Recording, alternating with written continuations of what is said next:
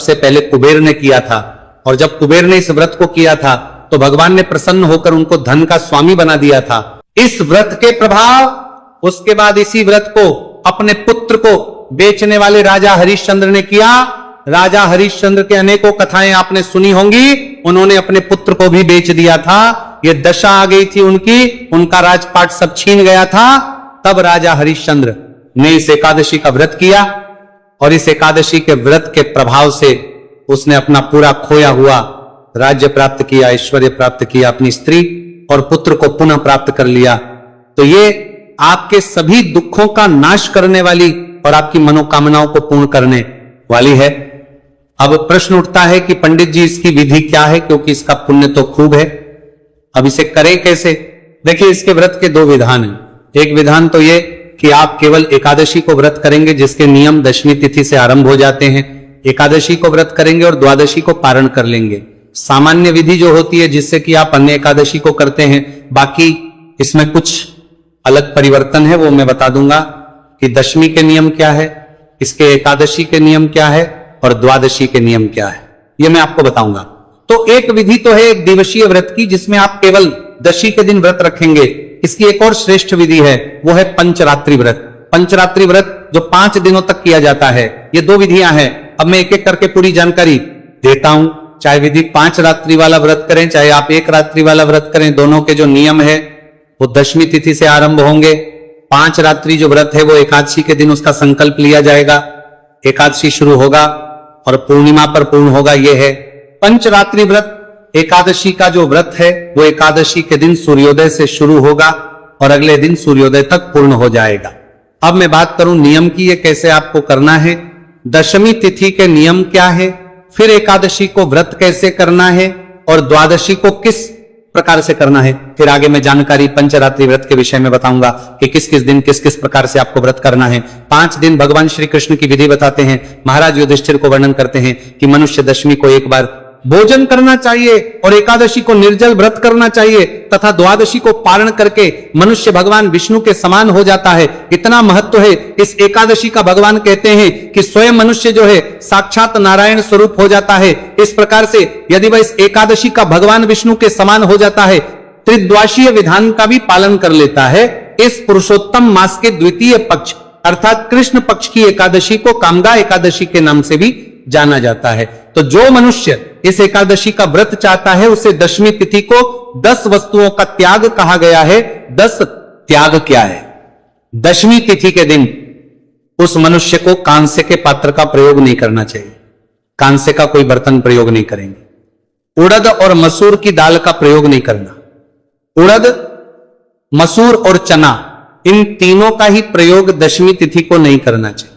अर्थात जो एकादशी का आप व्रत करेंगे उसे एक दिन पूर्व इसका प्रयोग ना करें। पौधों का, हरी सब्जियां, इनका प्रयोग नहीं करना। मधु अर्थात शहद का प्रयोग भी नहीं करना। और दूसरे का अन्न, पराया अन्न, दूसरे का अन्न नहीं खाना। दूसरे के अन्न में मैं बता दूं आपको, देखो अगर आप अपने माता पिता के यहां जाते हैं तो वहां खा सकते हैं, बड़े भाई के घर जाते हैं तो वहां खा सकते हैं। बहन के घर का अन्न दूसरे का अन्न कहा गया है क्योंकि शादी के बाद वो पराई हो जाती है। और ससुराल में भी खा सकते हैं, ननिहाल में भी सकते हैं, बाकी सब रिश्ते हैं, तो वो सब पराए अन्न में आते हैं। तो दशमी के दिन पराए अन्न का त्याग। और 2 बार भोजन नहीं करना चाहिए। दशमी तिथि को केवल 1 बार भोजन कीजिए, दोपहर के बाद अन्न ना खाएं उत्तम है। 1 बार का भोजन और मैथुन का त्याग अर्थात जो पद पत्नी के बीच संबंध है उनका त्याग होता है। और आप दशमी तिथि को ही स्नान आदि के बाद ब्रह्मचर्य का पालन आरंभ कर देते हैं। से इन 10 त्याग के साथ आप दशमी के दिन को व्यतीत करेंगे। जो भी पूजा के लिए सामग्री है वो सब एकत्र कर लीजिएगा। इसके बाद एकादशी के दिन 11 त्याग कहे गए। 11 दोष हैं जिनको त्याग दिया जाना चाहिए। क्या है वो 11 त्याग? एकादशी के दिन जुआ नहीं खेलना, निद्रा सोना मना है, दिन में तो भूल के भी नहीं, रात्रि को भी जागरण करना चाहिए। पान, लोग पान चबाते, एकादशी के व्रत में पान नहीं खाया जाता, दातुन नहीं करने चाहिए। इसके विषय में मैंने पहले भी बताया है। पराई निंदा नहीं करना, दूसरे की निंदा नहीं करना। सामान्यतः लोग क्या सोचते हैं, अरे हम तो सच ही तो बता रहे हैं, वो तो है ही ऐसिया, है ही ऐसा, हम कोई किसी के लिए झूठ थोड़ी बोल रहे हैं, पर यही निंदा में आता है। वो अगर गलत है तो समाज को पता होगा कि वो गलत है, आपको उसकी निंदा नहीं करनी चाहिए। विशेष रूप से अगर आपने एकादशी का व्रत किया है तो दूसरे की निंदा कभी नहीं करनी, दूसरे की चुगली नहीं करनी चाहिए। फिर लोग यही कहते हैं हमने कोई किसी की चुगली नहीं करी, उसने ऐसा किया, हमने बताया कि हाँ इसने ऐसा क्यों किया, यही चुगली है। अगर उसने गलत किया है तो देखने वाला अपने आप देख लेगा, आपका यह कार्य नहीं है, तो व्रत वाले दिन आपको चुगली नहीं करनी चाहिए, चोरी नहीं करनी चाहिए। चोरी यूं तो कभी भी नहीं करनी चाहिए, पर यदि एकादशी का व्रत किया है तो बिल्कुल भी नहीं करनी चाहिए, बहुत बड़ा पाप है। हिंसा नहीं करनी चाहिए, किसी के साथ मार पिटाई नहीं करनी चाहिए, क्रोध नहीं करना चाहिए, क्रोध नहीं करना चाहिए, असत्य भाषण, झूठ नहीं बोलना चाहिए। आपने व्रत किया है तो कभी झूठ ना बोले, असत्य भाषण ना करें, और मैथुन, आप पति पत्नी के जो संबंध होते हैं, मैथुन आदि क्रिया जो है, कामुक क्रियाएं, उनसे आपको इस दिन निश्चित रूप से बचना चाहिए। इस प्रकार से इन 11 दोषों का त्याग एकादशी के व्रत वाले दिन मनुष्य को अवश्य करना चाहिए, विधि विधान पूजन करना चाहिए। तो कैसे करना है, क्या क्या करना है एकादशी वाले दिन, वो मैं आपको बताऊंगा। पहले मैं आपको नियम बता दे रहा हूं, उन नियम को समझ लीजिए। उसके बाद आते हैं द्वादशी। पारण के दिन के नियम क्या रहेंगे, इसमें 12 वस्तुओं का त्याग कहा गया है। इसमें जैसे दशमी को कांसे के बर्तन का प्रयोग वर्जित है, उड़द मसूर की दाल का प्रयोग वर्जित है, वैसे ही तेल का प्रयोग द्वादशी के दिन नहीं होगा।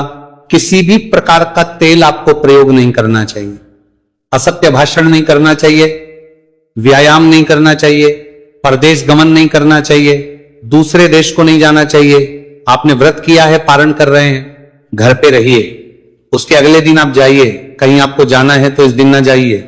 2 बार का भोजन, आप पारण करने के बाद भी अन्न खाएंगे लेकिन एक बार ही खाएंगे, 2 बार भोजन द्वादशी को भी नहीं करेंगे। तो समझ आया आपको, दशमी के दिन व्रत के एक दिन पहले भी एक वक्त का भोजन है और व्रत के अगले दिन भी एक वक्त का ही भोजन है। मैथुन आदि क्रिया नहीं करनी है, ब्रह्मचर्य का पूर्ण पालन करना है। द्वादशी के दिन भी बैल की पीठ पर सवारी नहीं करनी। वैसे तो आज के समय में बैलगाड़ी खत्म हो गई है, बैल का प्रयोग बड़ा कम हो गया है, फिर भी यदि कहीं कहीं होता हो तो बैल की सवारी द्वादशी को नहीं करनी, और पराया अन्न नहीं खाना, दूसरे का अन्न खाना। दूसरे में कौन कौन नहीं आते मैंने आपको आरंभ में बता दिया। और साग का सेवन नहीं करना। इन 12 वस्तुओं का मनुष्य को त्याग करना चाहिए, ऐसा भगवान श्री कृष्ण महाराज युधिष्ठिर को बता रहे हैं। कहते हैं कि हे राजन, जिन्होंने इस विधि से कामदा एकादशी, परमा एकादशी का व्रत किया, सायंकाल को कीर्तन और रात्रि को जागरण करके भगवान पुरुषोत्तम की पूजा की, वे सब पापों से मुक्त हो के परम गति प्राप्त होते हैं। तो ये नियम कहे गए हैं इस एकादशी के व्रत के दशमी के नियम। मैंने आपको बताया एकादशी के दिन के 11 त्याग बता दिए और द्वादशी के दिन 12 त्याग बता दिए। अब प्रश्न उठता है कि इस व्रत के विधान क्या है, किस प्रकार से हमें यह व्रत करना है, क्या हमें खाना है, और जो पंचरात्रि व्रत है वो किस प्रकार से किया जाएगा। प्रिय भक्तों, अगर आप एक रात्रि या एक दिवसीय व्रत कर रहे हैं, अर्थात केवल एकादशी के दिन का व्रत कर रहे हैं, तो दशमी के नियमों का पालन कीजिए। एकादशी के दिन सूर्योदय से पहले उठ जाइए। इस दिन का जो स्नान है वो परम कल्याणकारी है। एकादशी के दिन आपको सुबह सूर्योदय से पहले अवश्य स्नान करना चाहिए, क्योंकि ये पुरुषोत्तम मास की एकादशी है। और ध्यान दीजिएगा, इसी दिन से पुरुषोत्तम मास के अंतिम 5 दिन भी आरंभ होंगे। उसके विषय में अलग से वीडियो मैंने चैनल पर उपलब्ध कराया है, उसका लाभ लीजिए। अंतिम 5 दिनों की बड़ी महिमा है। तो सुबह का स्नान कीजिए, स्नान करके स्वच्छ वस्त्र धारण करके तो माता को जल दीजिए। एकादशी के दिन तुलसी पूजन वर्जित नहीं है, करना चाहिए, जल देना चाहिए। द्वादशी को नहीं किया जाता, क्योंकि द्वादशी को अगर गलती से भी कोई पत्र टूट जाए तो बड़ा पाप लगता है। तुलसी पूजन करें, सूर्य देव को अर्घ्य दें और उसके बाद भगवान नारायण की विधि विधान से पूजा करें। पूजन के लिए भगवान का कोई भी विग्रह ले सकते हैं, प्रतिमा स्वरूप ले सकते हैं, चित्र ले सकते हैं, तस्वीर ले सकते हैं, उनका पूजन करेंगे, चौकी पर स्थापित करेंगे। और हम जो विधान बताते हैं, आपको पूजा विधि बताते हैं, उसके अनुसार पूजन करेंगे। यहाँ पूजा विधि में अभी नहीं बताऊंगा, क्योंकि पहले से ही हमारे पास बड़ा विषय है, उसकी जानकारी बहुत है। पूजा विधि के लिए अलग से एक वीडियो बनाऊंगा। महत्वपूर्ण एकादशी है, इसीलिए पूजा विधि अवश्य देख लीजिएगा। भगवान की पूजा करेंगे, आधा जवा भगवान की पूजा करेंगे। पूजन करके सायंकाल को कीर्तन करना चाहिए। कीर्तन कैसे होता है जी? कीर्तन आसपास कहीं मंदिर में होता हो आपके तो वहां जाइए, अगर नहीं होता है तो कोई बात नहीं, हम आपके लिए एक वीडियो उपलब्ध कराते हैं जिसमें सभी पाठ और स्तोत्र होते हैं जो कीर्तन का लाभ देते हैं। इस बार कुछ नए पाठ और स्तोत्र भी उसमें जुड़ेंगे, क्योंकि भगवान नारायण कहते हैं कि जो मनुष्य नाच गा के कीर्तन नहीं कर सकते वो ना स्तोत्र को सुन के कीर्तन का पुण्य प्राप्त कर सकते हैं। सायंकाल को कीर्तन की महिमा है और रात्रि को कीजिए जागरण। रात्रि जागरण की बड़ी महिमा है साहब। इस एकादशी पर पूरी रात्रि भर का जागरण कहा गया है पुराण। यही पूरी रात्रि हमें जागरण करना चाहिए। अब बहुत सारे लोगों को मैं हमेशा कहता हूं कि जागरण कीजिए, कहते पंडित जी क्या करें, उनकी भी अपनी मजबूरियां हैं। मैं समझता हूं अगले दिन आपको ऑफिस जाना है, कार्यालय जाना है, बिजनेस भी देखना है, पेट भी पालना है, तो कम से कम 2 बजे तक तो प्रयास करके रात्रि को जागरण कीजिए। और रात्रि जागरण का अभिप्राय ये बिल्कुल भी नहीं है कि आप टीवी देख रहे हैं, फिल्में देख रहे हैं और जागरण कर रहे हैं। भगवान की भक्ति करते हुए जागरण कीजिए। मैं वीडियो अपलोड करता हूं रात्रि जागरण के लिए, उन स्रोत को पाठ सुनते हुए जागरण कीजिए, कल्याणकारी होगा। और अगले दिन सूर्योदय से पहले उठ जाइए, उठ के स्नान आदि कीजिए, स्वच्छ वस्त्र धारण कीजिए, भगवान के से पूजा कीजिए और पूजन करने के बाद ब्राह्मण को भोजन आदि कराइए, दान दक्षिणा दीजिए और उसके बाद व्रत का पारण कीजिए। इस प्रकार से आप इस एकादशी का व्रत करेंगे और द्वादशी को व्रत का पारण करेंगे। अब प्रश्न उठता है जी कि अगर हमें पंचरात्रि व्रत करना हो तो कैसे करना है, कब शुरू होगा, कब समाप्त होगा। अगर आप पंचरात्रि व्रत करना चाहते हैं प्रिय भक्तों, तो पंचव्रत की शुरुआत होगी एकादशी के दिन, और यह व्रत एकादशी को भी किया जाएगा, द्वादशी को भी व्रत किया जाएगा, त्रयोदशी को भी व्रत किया जाएगा, चतुर्दशी को भी व्रत किया जाएगा और पूर्णिमा के दिन इसका पालन होगा। इसमें जब आप एकादशी का व्रत करते हैं तो ये एकादशी का व्रत निर्जल कहा गया है। अब मैं यहां आपको बताऊं कि जैसे आपकी शारीरिक क्षमता हो उसके अनुसार आप निर्णय कीजिएगा। देखिए नियम तो बहुत सारे लिखे होते हैं, आप कितने पालन कर पाते हैं यह आप क्षमता पर निर्भर करता है। तो आप ये अवश्य देखिएगा कि आपकी क्षमता क्या है। ऐसा नहीं कभी पंडित जी ने ये नियम बताया है ऐसे करना है ऐसे ही करें और बाद में फिर स्वास्थ्य खराब हो जाए, उसका कोई लाभ नहीं। स्वास्थ्य को अच्छा रखेंगे तो आगे बहुत सारी एकादशी कर पाएंगे। स्वास्थ्य के अनुसार अपने व्रत का निर्धारण कीजिए।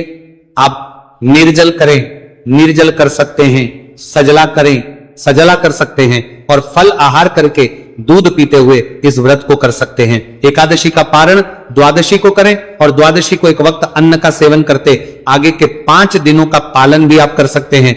आगे के जो दिन हैं